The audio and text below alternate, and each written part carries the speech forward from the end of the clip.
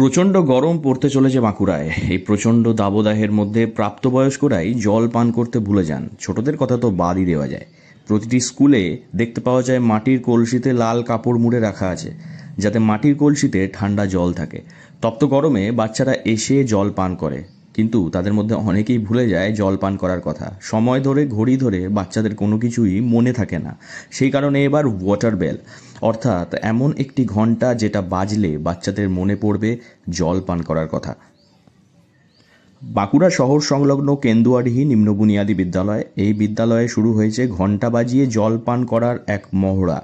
দিনে 3 বার ঘন্টা পড়বে। ঘন্টা পড়লেই বাচ্চারা ছুটে এসে কলসিগুলোর কাছ থেকে জল পান করবে। কারোর হাতে থাকবে গ্লাস, আবার কারোর হাতে থাকবে বোতল। নিজের ইচ্ছা মতো জল পান করে নেবে তারা। এছাড়াও সারাদিন জল পান করতে পারবেন শিক্ষক শিক্ষিকা থেকে শুরু করে অভিভাবক অভিভাবিকা পর্যন্ত। জলের ঘন্টা এটা কি?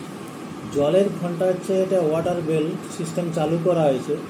গ্রীষ্মকালে এলে প্রচণ্ড দাবদাহে তখন শরীরে জলের ঘাটতি ঠিক মতো যদি না আমরা করি, তাহলে হয়তো আমাদের ডিহাইড্রেশন দেখা দিতে পারে। বিশেষ করে বাচ্চাদের ক্ষেত্রে, বাচ্চারা সবসময় তো হয়তো কখন জল খেতে হবে সেটা তারা ভুলে যায়। সেই জন্য তাদের নিয়ম অনুযায়ী ঘন্টা দিয়ে তাদের যদি জল পান করানো যায়, তাতে তারা ডিহাইড্রেশনের হাত থেকে রক্ষা পাবে। সেই জন্য এই গ্রীষ্মকালে এইটা ওয়াটার বেল সিস্টেমটা চালু করা হয়। বিদ্যালয়ের প্রধান শিক্ষক চন্দন দত্ত বলেন, বিদ্যালয়ের শিক্ষক শিক্ষিকা হিসেবে তাদের দায়িত্ব ছোট ছোট শিশুদের যে শিক্ষাদান করা এমনটাই নয়, তাদেরকে এই প্রচণ্ড গরমে মনে করিয়ে দিতে হবে যে জল পান করার সময় হয়েছে। একে একে সব ছাত্রছাত্রীকে বলা সম্ভব নয়, সেই কারণে এমন একটি ঘন্টার আয়োজন করা হয়েছে। যদিও অভিভাবকরা খুব খুশি হয়েছেন এই ওয়াটার বেলের ব্যবস্থাপনায়।